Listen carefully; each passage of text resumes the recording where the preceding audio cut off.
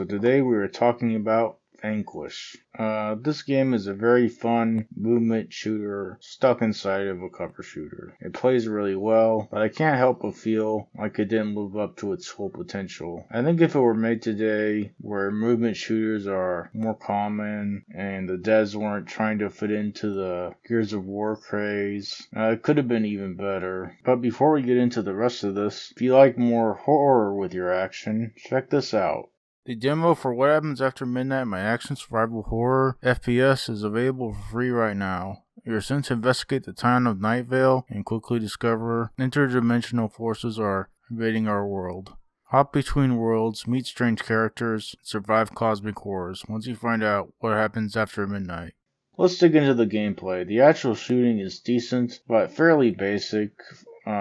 Cover shooter shooting. The movement is where things get fun. The famous rocket slide is very fun, and you zoom around the map very fast. That being said, the levels mostly feel like regular cover shooter levels, so it more so kind of acts like a really fast run, which I would have liked more open spaces to take advantage of everything that the rocket slide could accomplish. The dodging also feels very good. It feels a lot like the dodging from Remnant, and I sort of wonder if the Remnant devs were inspired by this game. You can also pair the dodging with slow-mo aiming afterward, and it feels even better, and is super fun. I'm surprised more games don't have that dodge into slow-mo aim combo. The only other game I've seen do it is Quantum Break, out of all things. I don't know why more devs don't use that. It's a fun mechanic.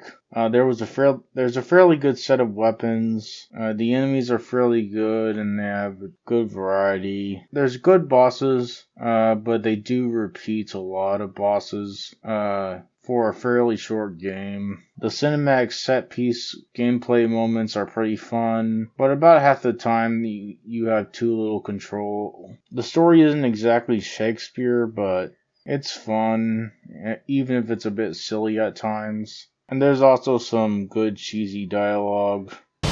Miss me, sweetheart. Jesus, you? I liked you better when I thought you were dead. I liked you better when I didn't have to hear your shit. Let's go. The aesthetics are decent. It's sort of like Apple Punk from the era where we thought everything in the future would look like an iPod. The environments do get a bit repetitive though. Outside this one better looking city at nighttime in this one part of Act 3, the buildings have a bit of an older look.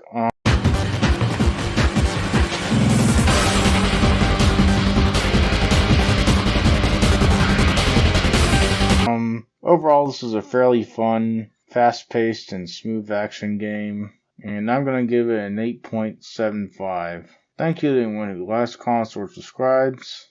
That's it.